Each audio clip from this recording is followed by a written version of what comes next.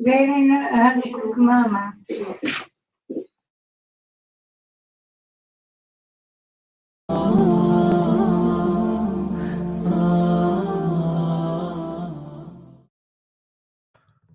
Assalamu alaikum wa rahmatullahi wa barakatuh. You're watching Newcastle Fast FM. This is the Late Show with your host Abu Tayyib, and we are live. So tonight we have very interesting and exciting topic lined up for you all today.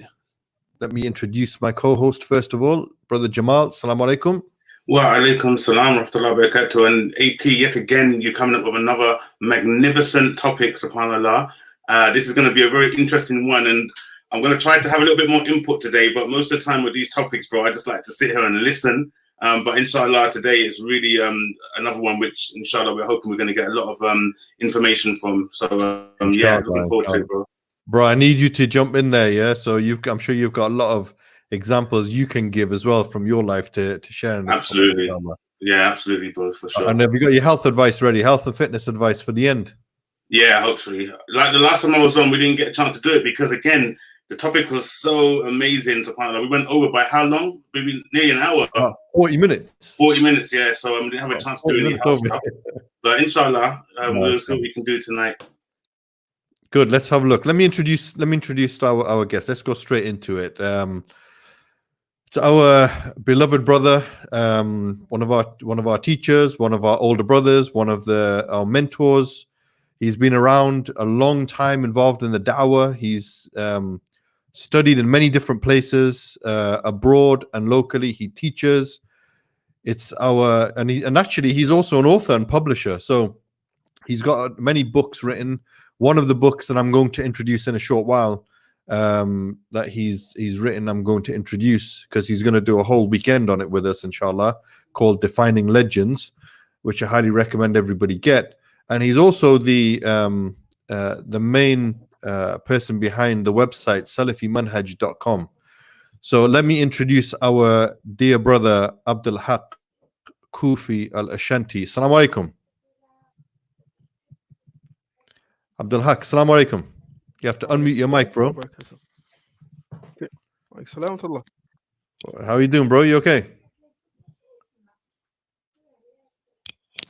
Can you hear me now? Wa alaikum assalam wa rahmatullah. Yeah, we can hear you. We can hear you.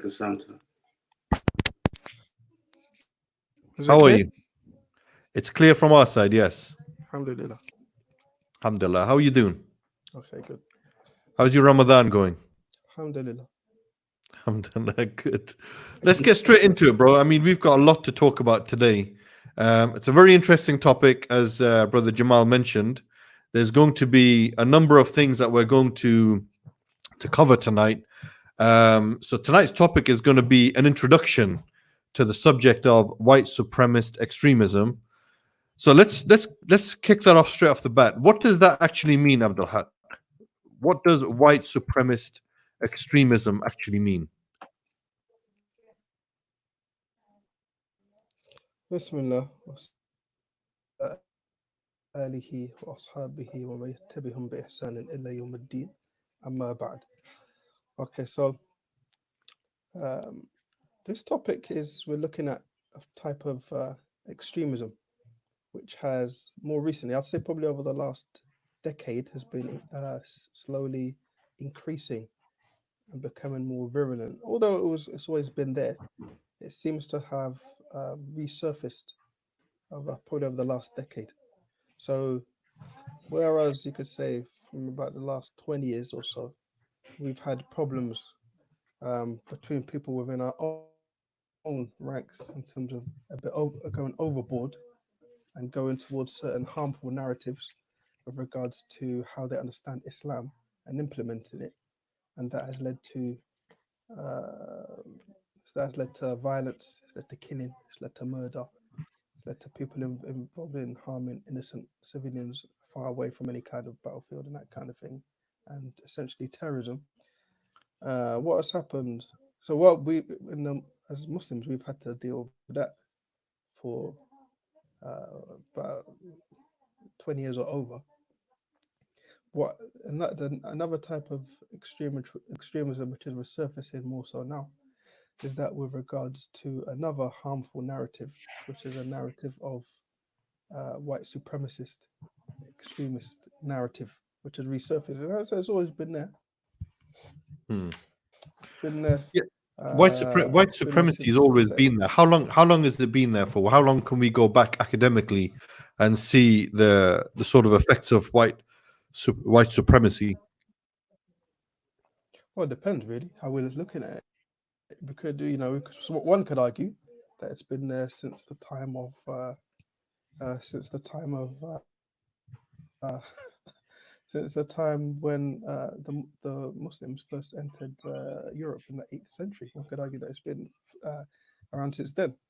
But really, as a kind of codified sort of narrative, it's probably been there, you could say, from about the 19th century. If we're looking at how Jewish communities in Europe were treated and the pogroms which took place, even though it wasn't necessarily to do with championing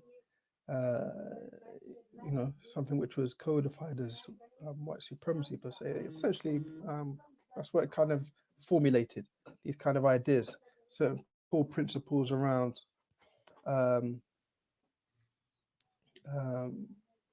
revolving around religion, usually the Christian faith, Catholicism. Mhm. So you could argue it's been the narrative's kind of been, but if we're looking at how as I said, pogroms of Jewish communities around Europe, you could say it was started to formulate around that time. There was like notions in France in particular, there was very virulent strains of it, which I think a lot of people are unaware of, but it's also kind of maybe unplayed. But France had very kind of virulent strains of anti-Semitism. And France is interesting because when we're looking at the modern narrative of white supremacy, a lot of it, some of it is actually formulated from many French and French writers. Hmm. That's interesting. So you're saying that the origins could be from France then? Oh, I think we lost him. I think we've lost him. You might have to log out and then log back in. AbdulHaq. Let's take, for instance, some some of the tracts in the history, anti-Semitic tracts, which were written. There's a document.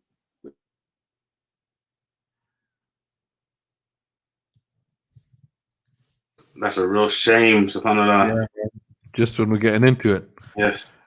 Maybe Jazz can contact him and get him to come out and then come back in. But in the meantime, let me talk about a couple of things which he was mentioning. I think it's an interesting topic because it all links. It's all interlinked. Whether it's white supremacy, the superiority complexes, inferiority complexes, you can link it all back to racism, right? So racism is the belief that one is superior and better than another purely by virtue of someone's race or color of one's skin or ethnic origin.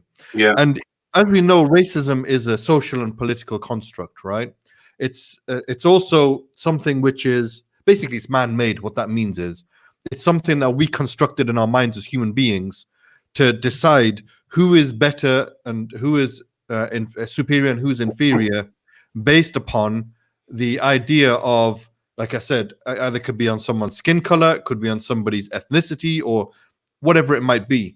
So the idea of superiority and inferiority is not something that's new. It's been going on for such a long time.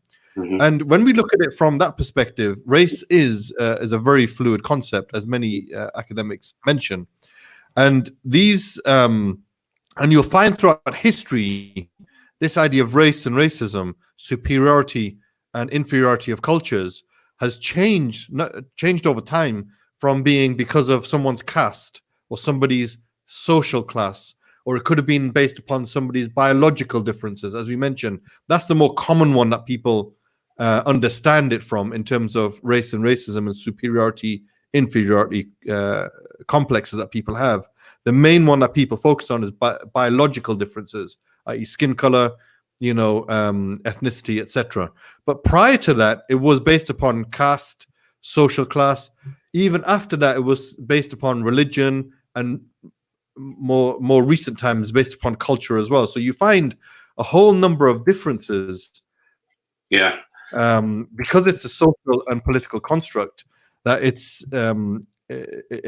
varied over time. But the interesting thing that AbdulHaq was talking about earlier, before we lost him, was this idea of superiority. How far does it go back? I mean, it does go back quite far, but I guess the biggest highlights that we see in our time, or when I don't know if we can call it recent history, but I suppose the biggest examples that you can see stems from the transatlantic slave trade, colonialism. He mentioned the 19th century.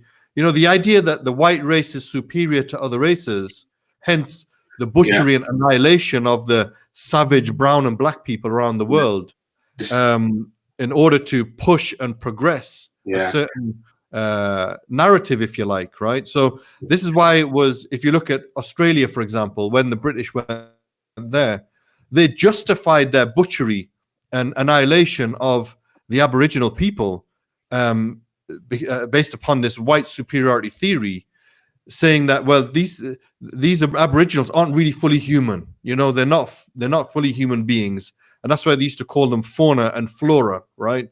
Animals and plants. So they weren't fully human. So that means that if we did something to them, if we annihilate them, destroy them, then it's not as bad as if we've killed other normal human beings. Yeah. And then the interesting thing that AbdulHaq was mentioning earlier, which I think we've got him back on now, the idea of pushing religion as well with that. So in this instance, Christianity. So the direct link between the British Empire, for example, and pushing the idea of what they call the white man's burden. That's what it was, based upon Rudyard Kipling's poem, was the idea that we, as the superior race, the superior races, have to go and civilize, in quotation marks, those savage brown and black people around the world. Yeah. And in this case, civilizing meant Christianizing as well, right? Of course. So that was what the direct link between when AbdulHaq was mentioning about civilizing people. There's a religious aspect to it as well, which was essentially Christianizing them. Which of course, sorry, go on, Jamal. Which of course is good. We're going to come back to that obviously as well. But I just wanted to quickly say, AT, we had a comment from someone called Zergov Nozko, which says racism is ignorance. Yeah. What I find very interesting about that is I'm hoping that tonight we're going to also try to look into the mindset of racism. Or obviously, it's been unpacked over millennia, over centuries. So it's going to be really good if we can sort of go into that as well, because we're going to, and I think we're going to go into the Islamic perspective of racism as well, because even if you many people say that racism is a mental health condition also, right? But that's another story. But there definitely is ignorance. There's no doubt about that. Maybe we can put the comments on the screen as they come. Yeah, that one it was up a minute ago. Yeah, so it's good. Was it? Yeah, okay, good. Yeah. But absolutely. I think AbdulHaq, are you back? Have we got you back? I think you've been muted. Yeah, that's better. Yeah. All right, AbdulHaq. Sorry, bro. We lost you there for a moment. Just continue where you were leaving off, bro. Yeah. So what I was saying was with regards to why France is important in all this, in terms of you could say the solidification of the ideology, is because even like certain core texts which are used in kind of conspiracy theory and also white supremacy, but largely conspiracy theory, is the work called the Protocols of the Elders of Zion, which was something which most historians hold that was probably written, concocted in Russia during the time of one of the czars, during a period where there was a lot of anti-Jewish sentiment. So the authenticity of that document is highly disputed. Sadly, we even find many Muslims who refer to that text. But that text was something which was translated into French by who? It was translated into French by a Catholic priest, translated that into French. And then that was also then subsequently translated into Italian by Julius Evola, who was one of the Italian, like a new right, they call it Evola, new right thinker. He translated that text into Italian. So this shows how this kind of the ideology behind it was become solidified. Also, with regards to France, is interesting because their colonial policy was what is known as a civilizing mission, mission civilisation, which was that's why their colonial approach was different from the British. The British was more like their approach was, you could stick to your religion, whatever, what they would regard as gobbledygook to yourself. Yeah, that's okay. We just want to just rule you and take your resources. Well, the French approach was, no, you actually have to become a Frenchman as well. So it's not just we're gonna rule you, take your resources. We're gonna rule you, take your resources. On top of that, you got to be like me. You got to talk like us and be like us as well, and become like basically like it's an assimilation approach. So that's why that's why a lot of things are interesting from France, and even if we're looking at the modern times, this whole theory, which we're going to discuss, this great replacement conspiracy theory, which is all part of the white supremacist narrative, to dangerous effects which we have seen around the world with white supremacist terrorism emerging. That in itself was also concocted, largely formulated by Renaud Camus, who was he's a homosexual French writer, and he was the one who concocted this great replacement theory, saying that the white French are being replaced in France by Africans, black Africans and Arabs are replacing. So this is how you see what I'm saying. So this is, and then this great replacement theory, this is what has been utilized in the narrative of contemporary white supremacists. Well, even recently we heard and why that's ironic is because and there's more which could be said about this, but there's Camus, etc., and there's a lot of the modern ones who spout this. They themselves are homosexuals. So how on earth is that contributing to what they perceive as being the replacement of the white peoples in Europe, when they themselves have to also be contributing to that. Because if they're worried about a great replacement, then surely the lack of I mean, look, even in most recent times, you're mentioning something about promoting that, is it? I don't think you could can't hear, no?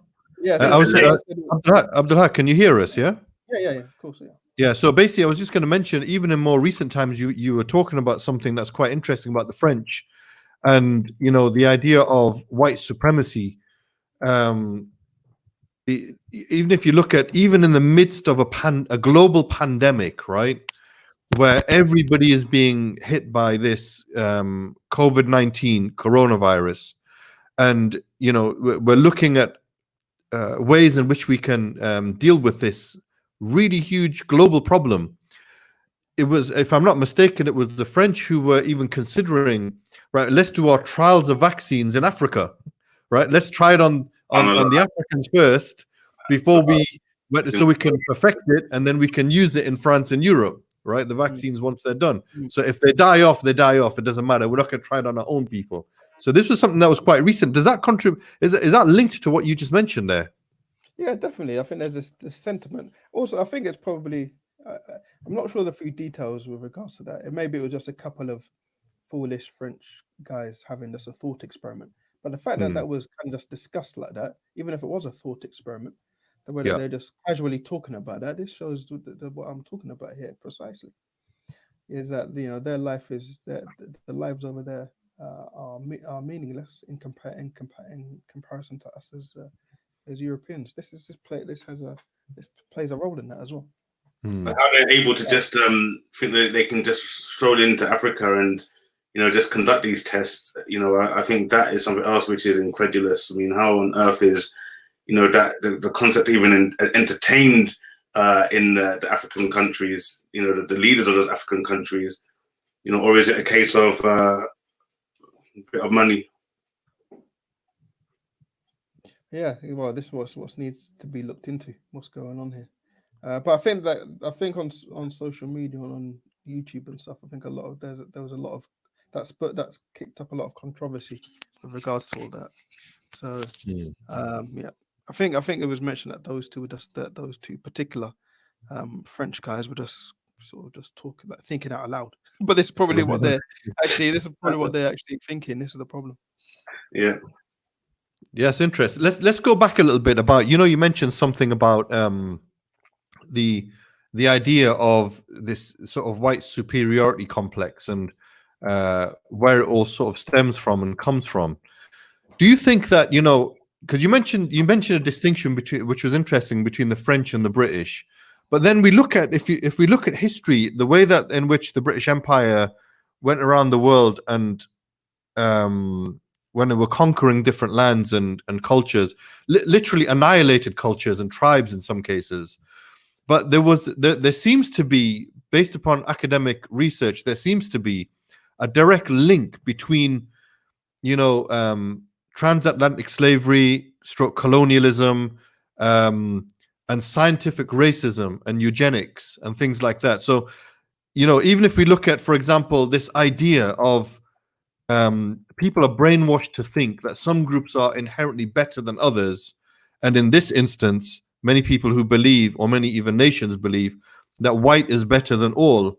You can look at, for example, even if you look at Charles Darwin and read some of his books from the 19th century, the very famous one, The Origin of Species, which people forget to or overlook the actual title of the book, which is The Preservation of Favored Races in the Struggle for Life. And in there, he insinuates, well, in there, there's certain arguments that are put forward. And even in his book, The Descent of Man, which was written after The Origin of Species in 1874, the insinuation that black people are closer to primal beings and white people are at the end of the evolutionary process. Therefore, the white European is at the end of the evolutionary process, meaning that they are more civilized, they're more intelligent, they're more well formed, and so on and so forth. So this idea basically gives rise to, I suppose, the that superiority complex, doesn't it? Surely, because when the British Empire went round to the different nations around the world, Charles Darwin and the British Empire were in bed together, obviously, because they had mutual benefit from that. The British Empire had justification for doing what they were doing, given the moral high ground, if you like, whilst Charles Darwin was able to open up new lands for himself to conduct his science under the protection of the British Empire. So there is definitely a linkage between the two, I would argue, that there is this idea, that the foundations of this idea of white superiority and white supremacy is linked to scientific racism, is linked to empire, is linked to colonialism, and justified by science, essentially. Yeah, definitely. Even prior to Darwin, these kind of notions. Remember, these were even prior to Darwin. These notions were already in Europe. So in 1785 in Germany, you have someone called Christoph Meiners, who was from the Göttingen School of History. So this is in the 18th century, and he wrote a book, The Origin of the History of Mankind, where he classified white Germans to be at the top of the spectrum.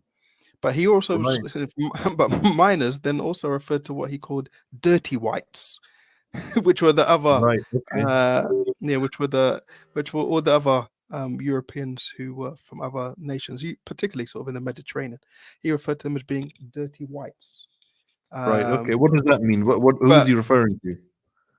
Well, he's most likely referring to the whites from parts of Eastern Europe and also the Mediterranean, Southern European areas. But he also, Meiners has said that black people had no human feelings or emotions. He said they were the dirtiest. So Meiners said that blacks were the dirtiest of all the races, had no human emotions or feelings, had thick lips, were closer to animals, felt no pain, had bigger teeth, jaws, bigger skulls but smaller brains, lacked morals, had a poor diet. So he said all of this. So all of this obviously shaped the kind of exactly fed into what you said, because this was you could say these were kind of like the elite, European elite. This is kind of what they all discussed during those times. They looked at people. They thought they could assess intellectual capacity by looking at bone structures and the shape of skulls and that kind of, and all sort of gobbledygook pseudoscience, which is interesting. Yeah, which is interesting because now it seems how people are quick to sort of point out what pseudoscience is, forgetting that all these notions, as you mentioned earlier, you mentioned Darwin, then there was loads of others as well. Miners, but in Germany, then in France, they had Julien Joseph Viry, who also had this kind of racial classification of the peoples as well. So all of these notions were all big in Europe. You could say among the European intelligentsia, they all had these ideas. I mean, miners. He said that black people had a perverted sexual capacity, while only white Europeans had a kind of a normal function of sex drive. So these are kind of foolish things which these guys used to say. So yeah, definitely it all feeds into subjugation of other peoples, justification of colonialism, justification of suppression of other peoples. But I think it's important to say that these kind of intelligentsia at that time, they were probably equally against you could say the sort of their own working classes and poor communities within their own societies. They're probably equally against those as well when they're looking at it from a kind of social Darwinian perspective. They were not necessarily sort of championing the necessarily the those peoples as well. But this is where we could say in a more modern time, a more modern manifestation of this narrative. It's a narrative which has gained sway, you could say, among poorer, more socially deprived whites. This is the manifestation, which we could say we've seen more so within the last 100 years. You see what I'm saying? Which has been implemented devastating levels in Nazi Germany, and also parts of the old former Yugoslavia, and parts of Poland and Russia and so forth. So you mentioned about, you just touched upon Hitler and Nazi Germany. I'm assuming that there's a direct link between Hitler's, Aryan race and the purified, or the pure races. From he took that from. There's a person you mentioned in the 18th century, 1765. From 1785. Christoph Meiner. Yeah, so I guess it's linked to that then. I'm assuming that's where maybe the foundations of that were set. But there's definitely some grounding in Darwin's theories as well. Yeah, like social Darwinism, essentially. That's what Hitler was pushing forward.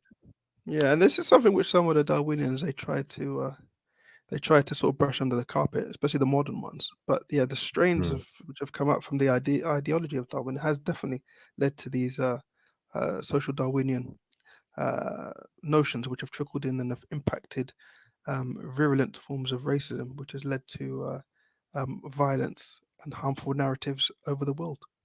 And if you read, like I said, if you read like the likes of The Descent of Man and written by Charles Darwin, he mentions quite clearly. He says, at some future period, not very distant, as measured by centuries, the civilized races, again I'm going to put that in quotation marks, of man will almost certainly exterminate and replace the savage races throughout the world. Now that's very telling, just that one statement alone. That tells you from Charles Darwin's time when he wrote that, he was expecting things like Nazi Germany to happen. He was expecting the eradication and extermination of what he called the savage races, or the black and brown peoples of the world. Yeah, I mean, it's interesting how many of the European writers were discussing it. I think there's another key aspect in all of this, which you could say is when this kind of narrative did spread. You touched upon transatlantic slavery, and that also feeds into the narrative, because we could actually say that a key turning point in history was in the 15th century, and the expulsion of it wasn't the full expulsion at the time, but when the fall of Muslim Spain, Andalusia, Yeah. the rise Yeah. of Ferdinand and Isabella, and the Mm. reinforcement and the reinvigoration of Christian Spain and Yes. Portugal, and then that Yeah. leading up to the rise of the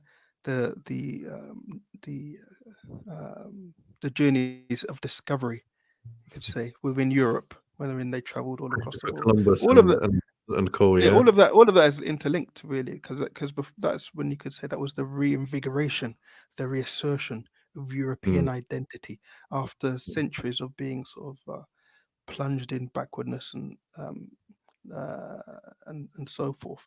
Then the reinvigoration of discovery and journey that took place, you could say, coincided with when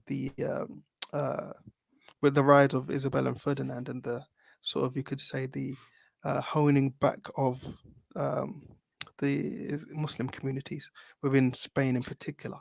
Then they sort of links I mean, into that as that well. is interesting because there's a couple of points from there that I think we can touch upon when the reconquest, as it were, of, as they call it, of Muslim Spain by Isabel and Ferdinand, and the whole Spanish Inquisition. You know, people use that as a term nowadays, right? But if people understood what the Spanish Inquisition actually was, they would understand that it was grounded in racism and superiority as well. Because if you think about it, when they were pushing what they called the Morenos and the Morescos, which were the Muslims and the Jews, when they were pushing them out of Spain and reclaiming the land for Christianity, one of the things that they would do was, forced conversions as well. there was forced conversions. Yeah, that was number well, one. I mean, there were stages within that. There were stages. I think the first stage was that there was like a negotiated Yeah. settlement, but they didn't Yeah. stick to that because there was fanatical Broken Catholic agreement, priests. essentially. Yeah. Yeah, Broken fanatical agreement. But the interesting Catholic thing about priests this were is, forcibly. yeah, when you link it to superiority and inferiority, one of the belief systems that they had was that the Morenos and the Morescos are not of pure blood. So that's why they can't be accepted. It was a form of racism at that time, not based upon just ethnicity, and it wasn't based upon color of skin, because it was similar skin tone, if you like, but it was because of their religion, their caste, and they were forced out because they weren't. And remember, many Muslims rather, were converts to Islam as well. Don't forget. So, but they used to call them not pure of blood. And then that's why they used to do the Spanish Inquisition. They used to burn them at the cross, force them back to North Africa, and so on and so forth, or at least convert them back to Catholicism or to Catholicism. And even then, they weren't really fully convinced that they were fully Catholic. They didn't accept them as fully Catholic either, and they still treat them as second-class citizens during that time as well. Yeah, I mean, there's still a little bit. There was still essentially based upon race. Remember, in Spain to this day, they do these celebrations every year, wherein they sort of brown themselves up, blacken themselves up. Yeah, they parade through the streets, and then they do this kind of these shows where they relive the Inquisition and so forth. So they black themselves up, they brown themselves up, and then wearing sort of medieval Muslim attire, and then they have the gallant and the valiant conquistadors come in and repel them. So they still do that. So some of it's still within their national memory. Definitely. It's still based upon that, to be honest. But because a lot of it was based upon religion, because it's something which, except for a few informed historians and academics, it's something which I think not really known about, to be honest, in Europe. It's something which is kind of, I think even in Spain, even many Spanish people, they don't. Some do. Some informed Spaniards do. But the origin they don't know about, isn't it? It's sometimes people are ignorant when they see some of these sort of ceremonies and stuff, but they never actually ask a question about the background of it and what it really represents. Yeah, I think so. I met some Spanish people who were more reflective, and they've said, yes, our history we do have. But that was maybe you could say an educated person.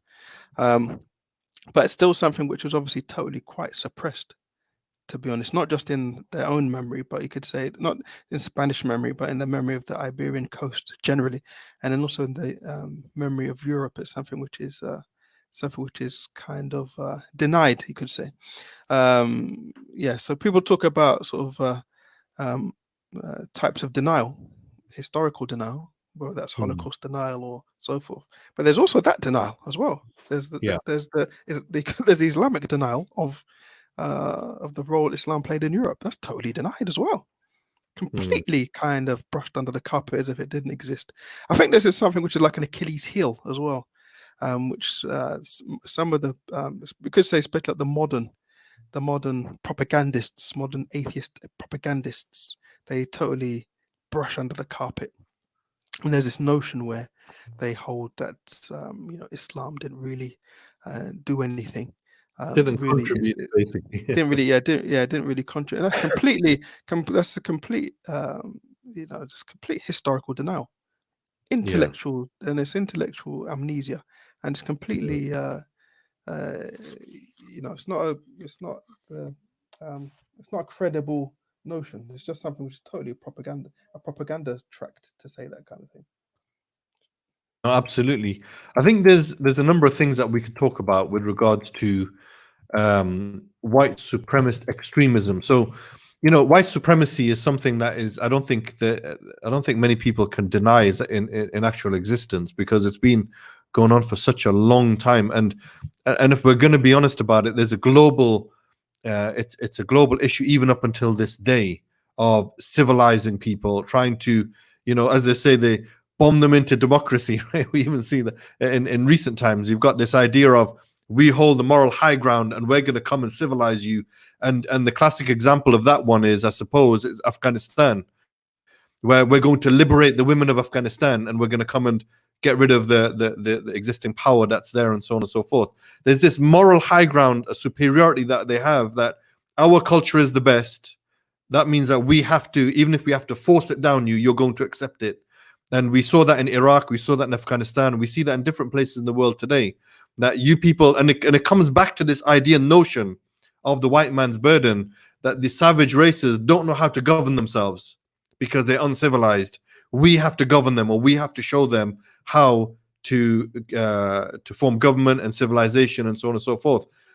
But not realizing that many of these cultures and nations have had civilizations for centuries before the transatlantic slave trade and colonialism.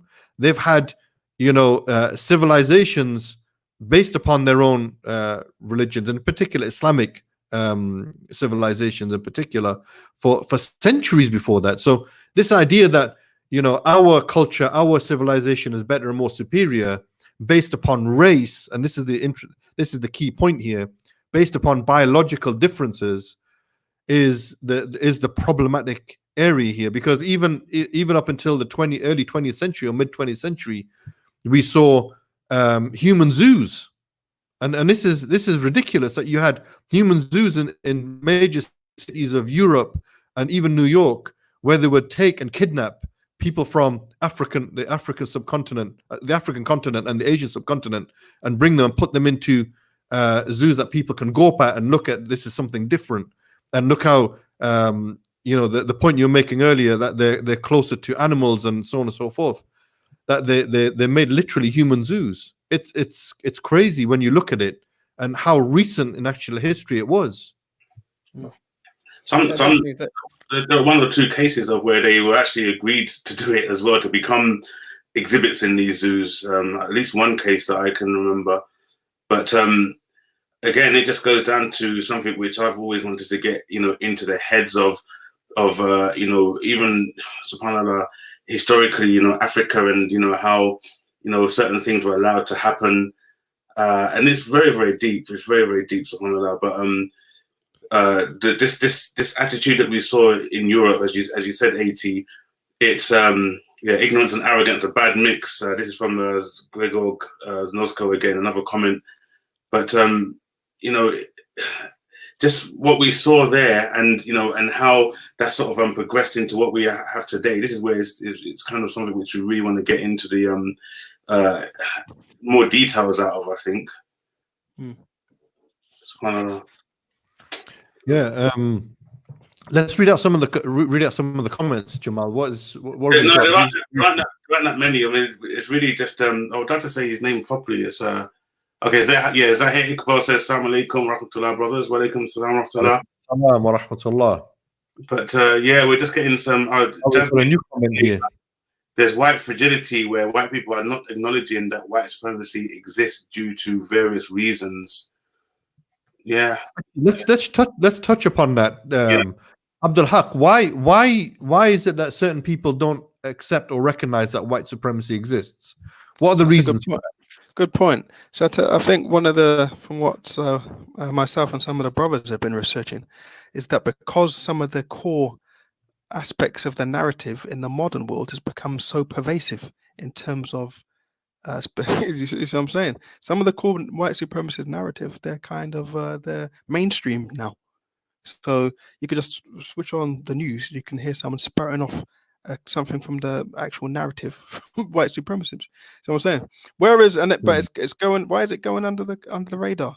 It didn't go under the radar for the last 20 years when we've been dealing with all these other kinds of harmful narratives, particularly as it's affected and it's people from the Muslim community have been involved in. That didn't go under the radar.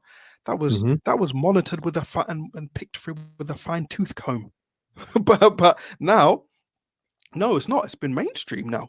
So you can hear someone coming on the news now, spouting off, talking about notions about reproduction, about how these other people, they're reproducing more. Look at them, they're reproducing like rats, like a whole lot of rats. See, this kind of thing. This is pervasive now. You hear people coming on talking about these people coming here taking over all the jobs. There's no jobs for us left now. Where are all the jobs gone? We want out. Let us get out. We want out. Once we get out, then we get our own jobs. But we see even more of late. We've seen that as well fall flat on its face with a whole lot of Romanian people coming to the country in order to pick fruit. This is nonsense in and of itself. How is it that even if we're just looking at that issue, the whole narrative we've been hearing, been bombarded with for the last few years with regards to whole notion of Europe and European Union and so forth.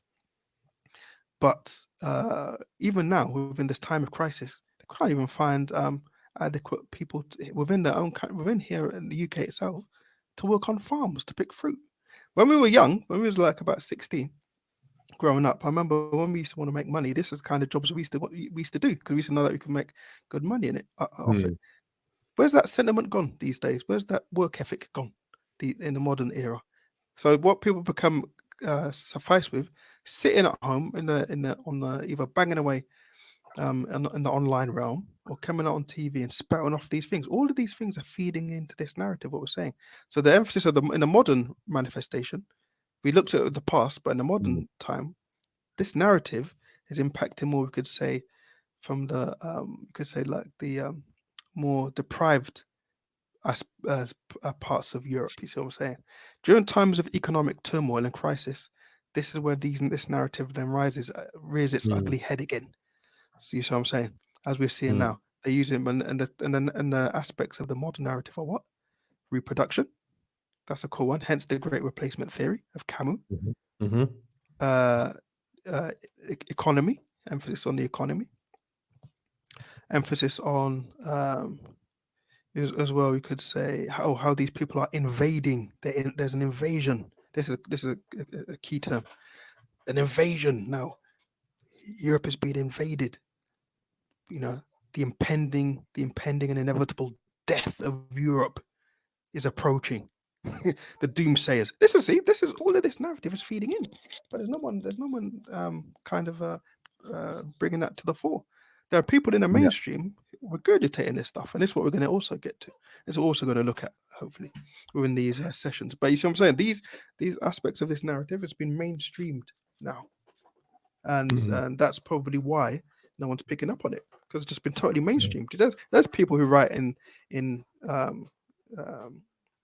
national newspapers who feed into this narrative in the UK. There's another comment on there, Jamal. I They think don't want to deal with. that's quite poignant to what we're talking about the whole white fragility aspect of it. Yeah, again from Jasmine Hijabinator, Jazakallah khair for all these wonderful comments, mashallah. She says, not having been exposed to oppression and racism due to their lifestyles also makes it difficult to relate. She goes on to say, as well as acknowledge that it exists. It's very true. If you haven't experienced it, it's a bit more difficult to, if you haven't gone through it, so to speak, it's a bit more difficult to relate to it. But I think there's a couple of points I want to add to what AbdulHaq was just mentioning there about with regards to, you know, the effects of white supremacy.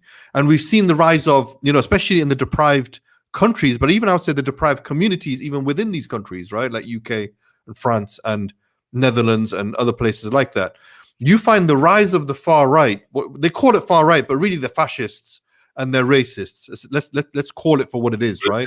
Yeah. And anti-Muslim, if you want to call it the anti-Muslim racists. Now that's I suppose that's what you could call it nowadays, because they would argue, oh yeah, we're not against black people, we're not against, you know, the Sikhs and Hindus, we're just against Muslims, right? Because they don't integrate, etc., etc. It's the most ridiculous arguments that you'll hear about integration and things, but that's another topic altogether, even though it's linked to this.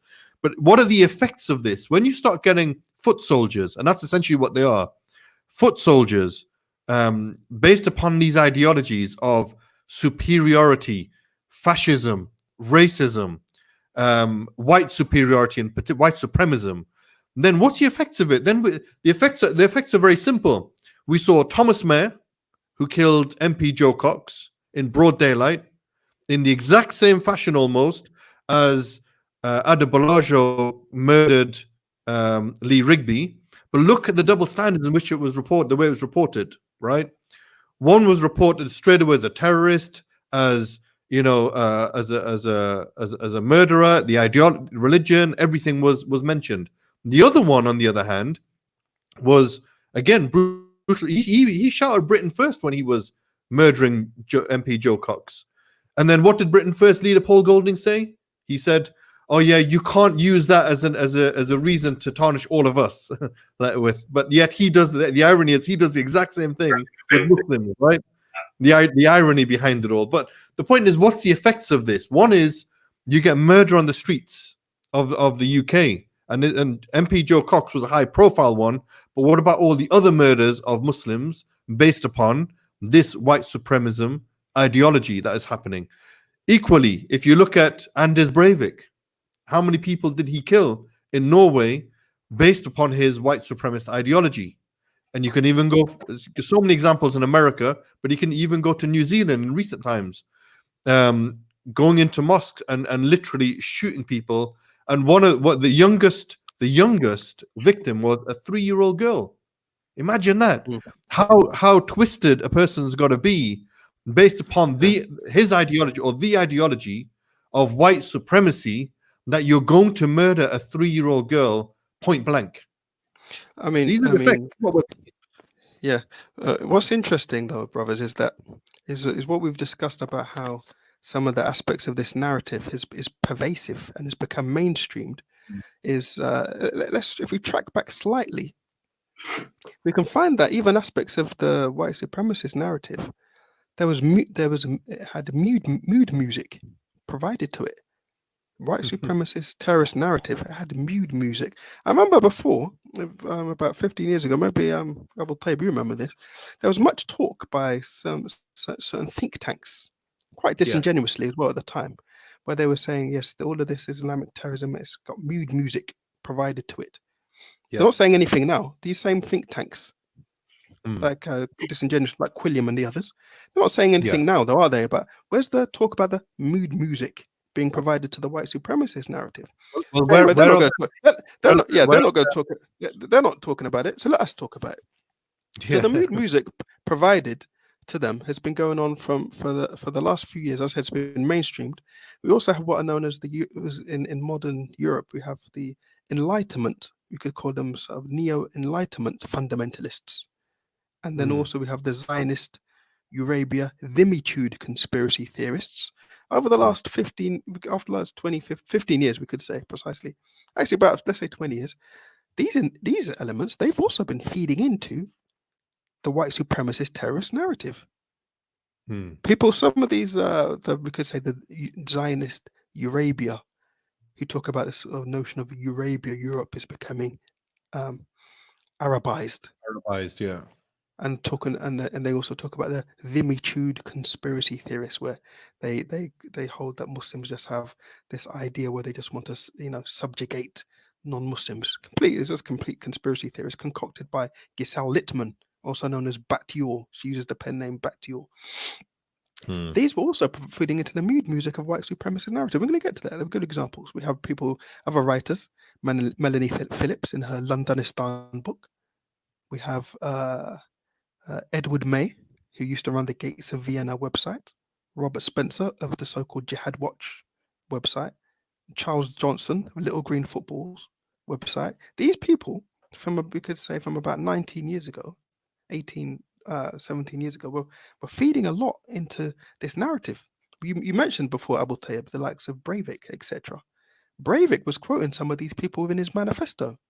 That's right. His manifesto, his terrorist manifesto, he was quoting these people within his manifesto. He quoted Melanie Phillips' book Londonistan in his manifesto. He was quoting some of these people. Robert Spencer as well, yeah. people we just mentioned from the Gates of Vienna website, from the Jihad Watch website, Little Green Footballs website, virulent anti-Islamic websites, all feeding into, slowly feeding in, providing the mood music to this narrative, and culminating in acts of violence, which we have seen. Where's the think tank? Where's Quilliam Foundation? Where's Quilliam Foundation when you really need them? Where are they writing about? Where are they writing about this? Nothing. Complete and utter silence on this. Yeah. So this is what was talking about, how these things have been mainstreamed, all feeding into the narrative. A lot of the more modern white supremacist terrorists, which have, we look at their sort of profile, Abu Tayyib, that'd be good to look at their profile. Some of them have been said to be loners, lone wolf. Yeah, I gave the example of Thomas Mayer. You know how he was reported on. He said Thomas Mayer. It was in the newspaper. I've got the article here. 1 second. I'll read exactly how he was portrayed in the newspaper after killing an MP, a serving MP. Right, MP's alleged killer was a timid gardener dogged by years of mental turmoil. Right, listen to that. Timid gardener. Look how they're trying to soften. No mention of terrorist. No mention of terrorism at all. And then if you look at Michael Adebolaje, right? Adebolaje, when on his front cover, what they wrote about him, blood on his hands, and they reddened his hands as well. Blood on his hands, hatred in his eyes. On a suburban high street, Islamic fanatics wielding cleavers butcher a British soldier, taking their war on the West to a new level of horror, right? Look at the way that they are mentioned and talked about. If you're going to call one a terrorist, you got to call the other terrorist. It's as simple as that. You can't have the double standards. Okay, Michael Adebolaje is a terrorist, fine. Then call Thomas Mayer a terrorist equally, and use the same language that you're using with one with the other. Either and they're both murderers, and the same happened with the And the same happened with the Christchurch attack. The next day on the newspapers, the angelic boy, who then became a main. Oh, sorry, angelic boy. Angelic boy. Look at that. That is crazy. On the other hand, we saw the flack that Cade was given when they were referring to Jihadi John. Previously they said about him, who was such a good person and so on and so forth, and then they got slated for that. But yet still in the media all the time. Okay. I think that's the term they used. He was a beautiful person or something like that. Yeah, yes. And they got absolutely slaughtered for that. Yes. Yeah, exactly. Yeah. So all of this shows that there's not justice then. There's not justice then. They're not dealing with as in the Quran, Allah says, "Wazanu bil qistas al mustaqim," weigh with a just measure. Yeah. See what I'm saying? But with the just scales, they're not weighing with the just scales. So they look at one in one way and another in another way. But as you correctly said, no, all of it should be condemned with the same measure. Absolutely. And I think the thing that's really frustrating for me, I'll be honest, is that many people in our community are ignorant to all of this. They turn a blind eye. They're putting their heads in the sand, right? They don't understand the whole concept of put racism to one side. They've experienced racism, but the idea of white supremacy and the impact it has, because white supremacy doesn't just impact on, or they're calling you names. It's a lot more than that. White supremacy has a direct impact on the lifestyle because it's structural, right? It's based upon power. It's based upon structure. It affects people of color, I can use that term, on numerous different levels. And in particular, Muslims who happen to be majority non-white, it has a huge impact on the way that we live our lives, our housing, our education, the inequalities of wealth, and so on and so forth. There is huge impacts of white supremacy for people who are not white. All right. Whereas reverse it, what's the impact of non-white people being racist to white people? Well, the impact and influence is very small. It's going to essentially be name calling. That's as far as it's going to go. It's not going to be anything really more than that. It's not going to affect about the way where people live or the education opportunities that they have or the job opportunities. Certainly not on the same level as it's going to affect people of minority. But yeah, but like, so let's look. I will tell you. Okay, we talked about the mood music here. I said that we've sort of witnessed this over the last 17 years, I would say. And I said that it's been mainstreamed. It was mainstreamed. It still is mainstream. But it's just that it's going under the radar. It's mainstreamed by people like over the last 15 to 20 years. We've had people like Christopher Hitchens, David Aranovich, Andrew Anthony, Melanie Phillips. What have they been saying? We're capitulating to the Muslims. Now, we need to reassert Western supremacy, Western values. We need to emphasize the supremacy, uphold the supremacy of Western values. And we shouldn't pander and capitulate to them. This is dangerous talk, Hence, we have what we've had. We've had, as you said, as you mentioned, Anders Breivik and all the others. The other one who did this, the Christchurch shoot. They were largely getting their material where they weren't scouring. They weren't well versed in the, in the texts of. They weren't upholding Hitler's Mein Kampf primarily. They were just reading what they were reading in the mainstream press, battering them 24/7. When you had this kind of narrative out there, we shouldn't capitulate to the Muslims. This multiculturalism is what is destroying us. Look at look what these people are doing. They've got getting it all on the. They've got, was it Melanie Phillips said in Londonistan? They have the Muslim community has a shopping list of demands. Is what she said. This is all of this thing. Yeah, it's laughable, but dangerous as well because this fed into Breivik's narrative. This fed into him. And he even quoted the book. The amount of airtime that they get, though, AbdulHaq. Think about this for a moment. Look at the amount of airtime that these people get and the platforms that they get, including Tommy Robinson, the infamous, the notorious Tommy Robinson, right? Look at how much airtime people like that get. Melanie Phillips sits on panels on mainstream TV, right? And gets away with this type of rhetoric. And nobody's challenging that. That's the crazy thing about it. If a Muslim was doing the same thing, they would get lambasted for that. Definitely, yeah. There'd be no platform. Never mind lambasted. They just wouldn't be invited back. They wouldn't be invited to any of these things. Exactly. I think it's because maybe it's a good, excellent point you just said. But I think that's mainly due to, I would say, an issue in terms of maybe the Muslim community. We haven't kind of. Because unfortunately we've got many elements when Muslims who are very just reactionary, and then that reactionary approach leads to doing things which are not well thought out. But as you said, it's completely true. They should also be and we're very platform for feeding into that narrative. Yeah, I'd also argue we're very politically immature as well as a community. We've got individuals who are brilliant within the community, but as a community collective, I think we're still very immature when it comes to these type of issues, and very ignorant as well, I'd probably argue. Yeah, definitely. It's true. That's true. Jamal, what are your thoughts, bro? Well, yeah, I mean, absolutely. You said that we're very weak politically, and it's one of the weaknesses that we have in this modern times of this, being able to come together and formulate and have proper think tanks and know how to tackle these issues know what to say, how to say it without it, becoming a backlash on us. It can be very frustrating, to be honest. It's very, very frustrating, and obviously, I don't know. It would just take for someone very brave to sort of stand up and just say, okay, look, now I'm going to start something which is going to actually help. But it seems like we're at a loss, really. I mean, I don't know when it's going to happen, how it's going to happen, but it's something which is long overdue, and obviously, especially like Islam, what it brings to society is something which obviously it can eradicate all of these things. But even if we're able to just bring elements of it, so that the actual, someone who is in power, for example, who could bring the right kind of elements of it, then it would happen. But too many people would lose the benefits that they have and the privileges that they have. So therefore, I just can't see that happening anytime too soon. I was going to say we got a comment from our brother Eldar from Bosnia.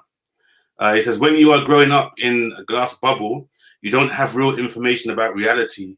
If the media is your main source of information, you'll live in delusion. Today's generation are allowing that someone are thinking with your brain. SubhanAllah, absolutely. Sister Jan had made a couple of other comments as well before. Yes, she did. She said, that's where raising awareness in an intelligent way becomes important. She also said they are not paid to comment on that. So I think there's an interesting point about what Brother Eldar just mentioned there. Yeah. It's I think it was Denzel Washington. I'm probably messing up the quote, messed up the quote that he had. Right?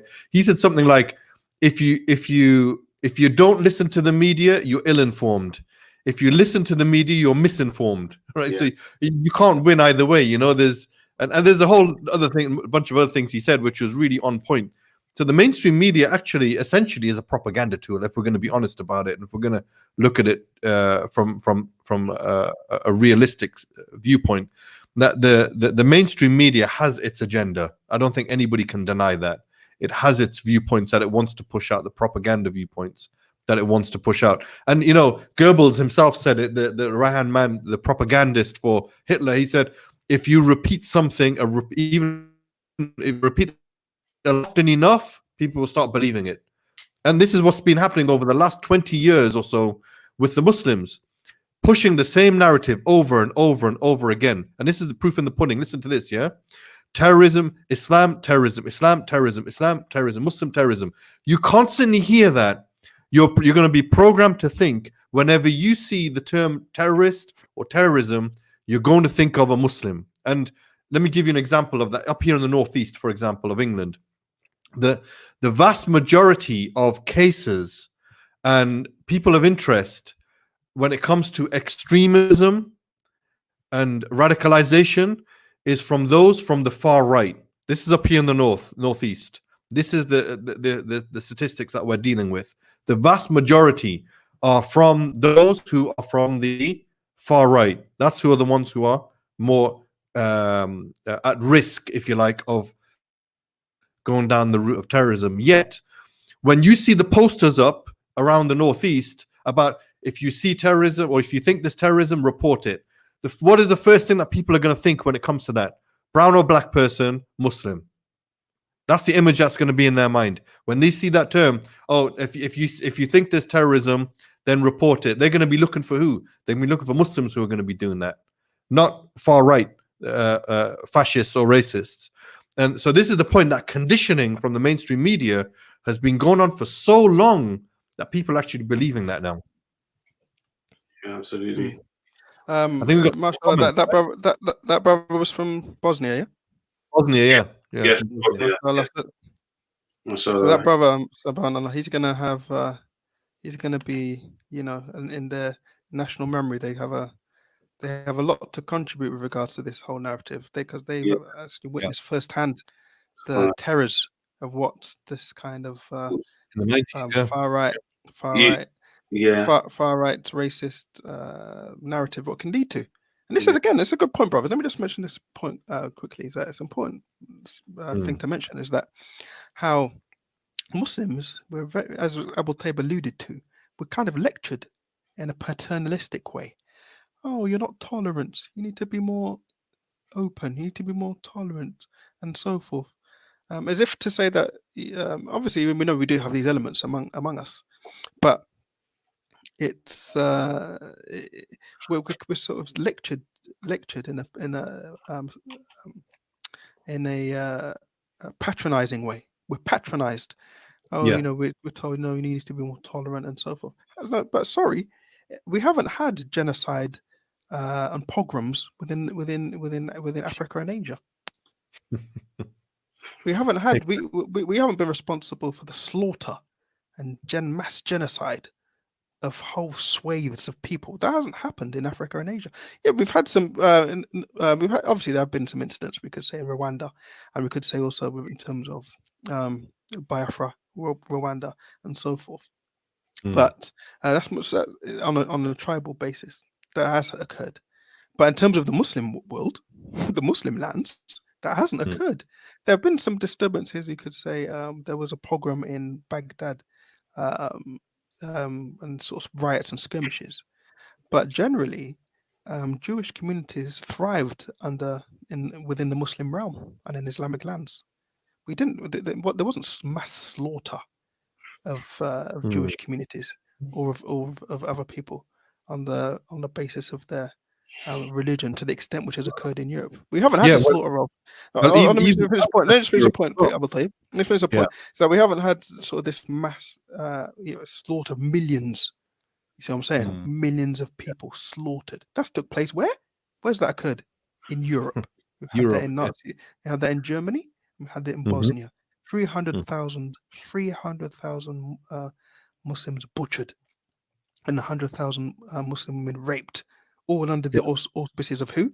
Radovan Karadzic, Slobodan Milosevic, and Radko Mladic. That's what occurred on European soil, and then also in Nazi Germany, the slaughter of millions of Jewish people. It wasn't Muslims. Muslims didn't do that. Muslims were not guilty of that. That didn't take place in North Africa or in the Indian subcontinent or in West Africa or in the Middle East. That took place on the auspices of European land. And that's something which is denied, and that's something which is not given the due reflection as it should be.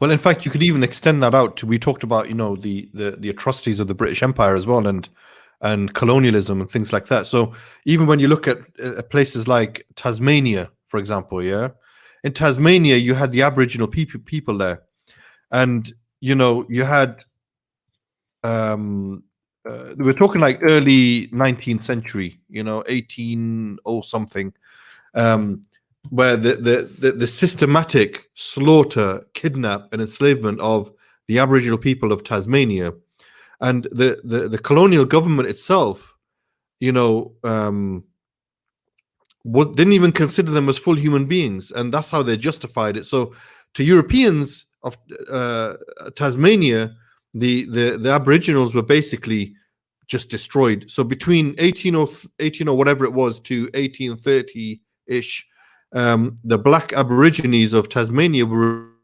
reduced, they say, from an estimated 5,000 people to less than 75, right? Absolute annihilation.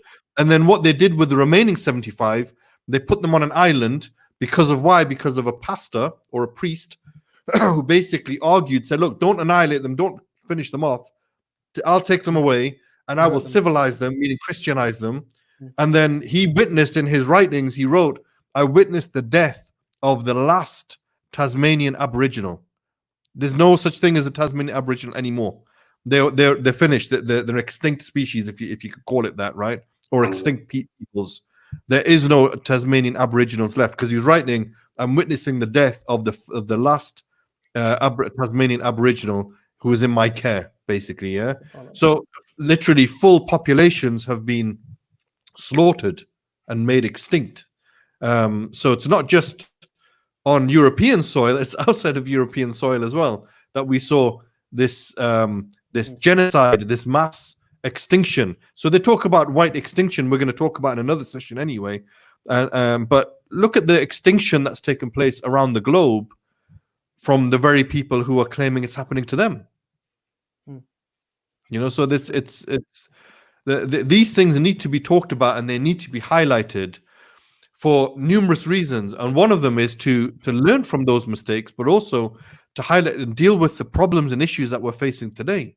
Because if you don't know what the narratives are, if you don't know what the issues are that are being pushed, it's like putting your head in the sand. You're not going to be able to deal with it. One of the core principles of the modern contemporary white supremacist narrative is this whole notion of reproduction. We're being replaced, we're being overtaken, we're being overrun. There's an invasion, and so forth. And there's a lot of issues to do with look at them reproduce. Look at them, reproduce like a load of rats. Now, when I was young, maybe brother, maybe yourself, I think the two of you can recall, is that in when we were growing up, as sort of when we were probably about sort of could say 70s and 80s, early 80s, for myself, I remember, is that the white communities, especially the more working class white communities, they used to have big families. They grew up, they have massive families. Now, no one's stopping that from happening. It's nothing to do with me. It's nothing to do with you. That's to do with the different societal changes. You could say, I think there have been cultural changes in terms of even we could say like how white families have structured. So the families have become more nuclear. Not have they become more nuclear, but they've become people living more increasingly isolated lifestyles. So those lifestyles which we saw when we were growing up, brothers, that's not there anymore. Yeah. The whole notion where you used to have like a wide extended white family, they would have they would have the grandparents sometimes living in the house as well.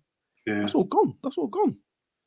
The only people who really live like that still now, could say people maybe like largely people from the Black, Asian, minority ethnic communities. They're the ones who only really live like that anymore. You don't really find that anymore. Maybe some of the white travelers, they live like that. But apart from that, you don't find it anymore. But there's no one's. That's nothing to do with me. Nothing to do with you. That's to do with their own choices. Their own choices. So they need to take. They need to have a bit of they could. It's nothing to do with me. That's a choice and a cultural shift which has taken place. You could say among sections of the white communities, they're living more increasingly isolated lifestyles. And with the issue of reproduction, again, that's they got to take responsibility for that. Don't look what I'm doing. They got to take responsibility for that as well. And so many people who I know who are white, they don't want to have kids. They don't want kids. They don't want to. That's their choices. Now that's something which they can't. Don't start pinning the blame on other people because they want to have kids and have big families, and you don't. That's not that. So again, so in terms of playing the victim card, they could take instead of playing the victim card, they could take they need to take some responsibility first of all instead of playing the victim card on that issue.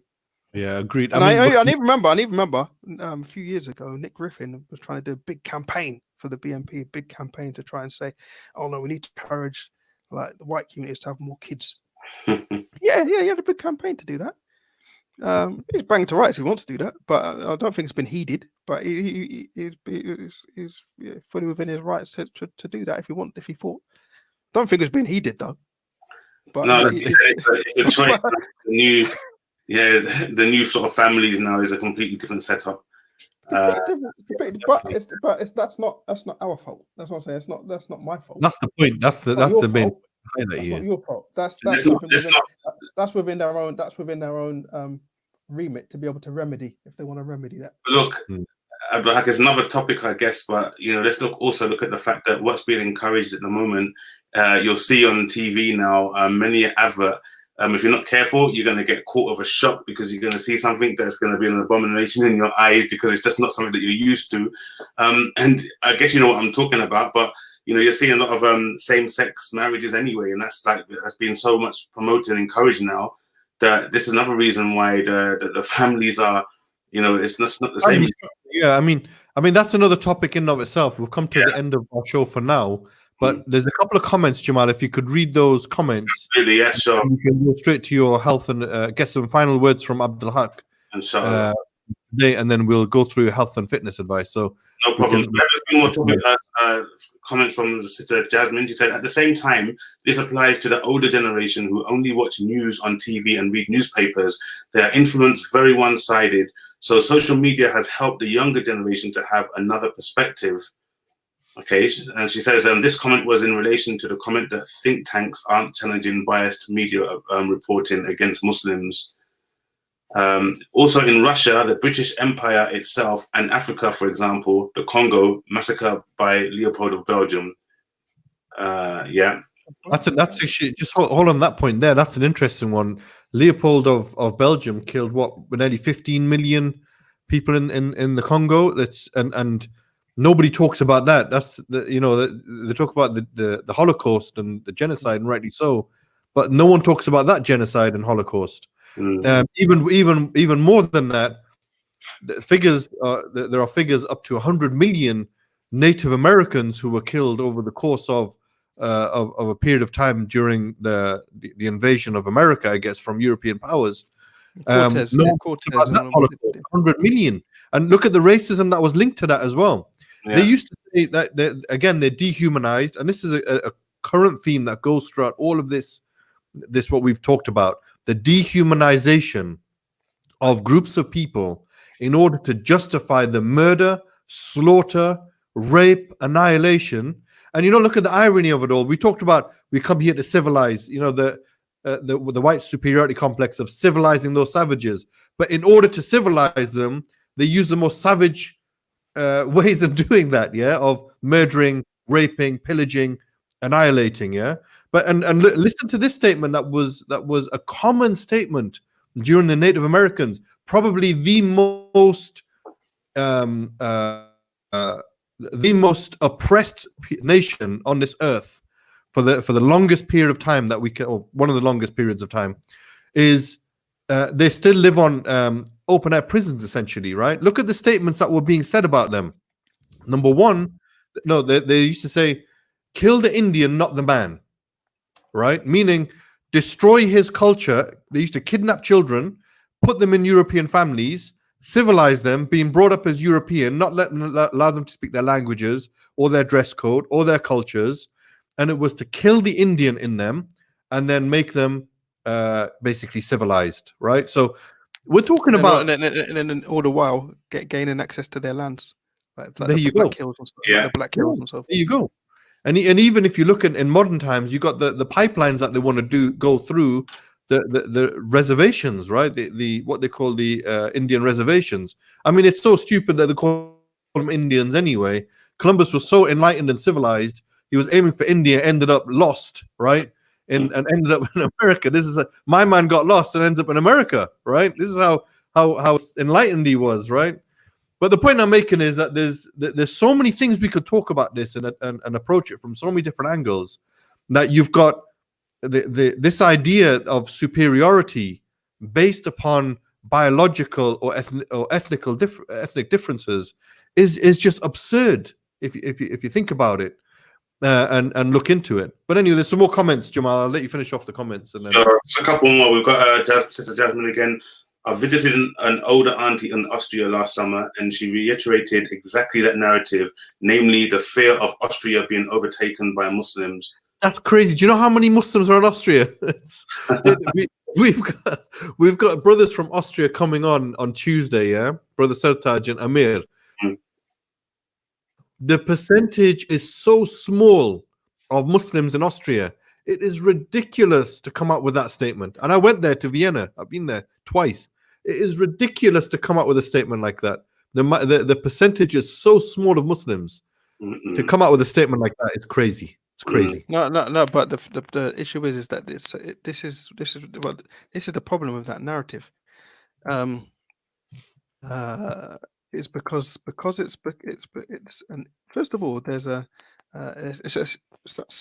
anti-Muslim narrative has been used cynically in some parts of Europe anyway. There's some people who are some political pies that just want to get more votes. The easiest thing, the simplest thing, just talk about Muslims are overrunning the place, and then you're going to get everyone scared. It's all the, isn't it? It's all the politics of fear. Fear tactics, yeah. Politics of fear, and that's going to always get people to vote, you know. And unfortunately, as we were saying, it's become so pervasive. Become pervasive in the UK, and also, as a sister mentioned, Austria. It's rearing its head in Germany, Switzerland, Hungary, Belgium, Hungary, Czech Republic. France. Czech Republic recently had a far right government as well. Yeah, Italy, Slovakia also. So this is something which is it's running all the way throughout of Europe. To be honest, it's something easy as well that they can also, these political groups who do that, they can also then also expand their networks and then also gain more popularity by expanding their networks and be seen to be holding hands with people, you know, people from this country, and then also people like that guy from Holland and all that. They're all like all linked in together, linking arms together. It all furthers their politics that I mentioned. And it's interesting as well because all of these European nations, like if you look at the case of Hungary, Hungarians were quite marginalized within Europe. Austrians didn't want anything to do with them at one point. They were totally marginalized. There was anti-Hungarian sentiment. It's called Magyarophobia, which was popular in Europe. They didn't want anything to do with Hungary. So what Hungary is interesting in Hungary's case is that now they've got a narrative where now they can kind of get back into the club. that narrative was helping them get back into the European club. It's just a dip on an anti-Islamic narrative, and then you get back into the club. But the Hungarians, which is not that much known about in history, they were actually marginalized within Europe, and a lot of Central Europe didn't want anything to do with them. Yeah, that's true. Any more comments, Jamal? Before we go to the last one first, Jasmine Hijabinator again. Her final comment. She actually said that they now go to church on Sunday because of it. So because of the fear of Muslims taking over, so they're returning back to the church. Final comment from the brother. Forgive me, I wasn't able to say your name properly. Zegorz Nozko. That's what I can say. Greg. Yeah. Terrorism, like racism, is a term that is loaded and created to mislead and confuse, a kind of euphemism. Calling terrorism by its name, i.e. murder of innocent people, would make the hypocrisy of the West too obvious, seeing how they are responsible for the deaths of millions of innocent people all over the world. Very true. I think that sums it up. I think that sums up the whole white superiority complex, that then the double standard. It's okay for one group of people, but not another.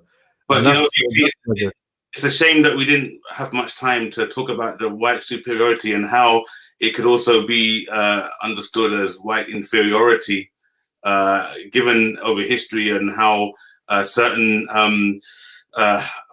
certain characteristics have been adopted. And it's a deep topic, subhanAllah, and it's we're going to talk about that tomorrow, inshallah, because we've got AbdulHaq back again. Inshallah. We can talk about that tomorrow, inshallah. That's a good point. Make sure you bring it up tomorrow, Jamal. Inshallah. We'll definitely address that.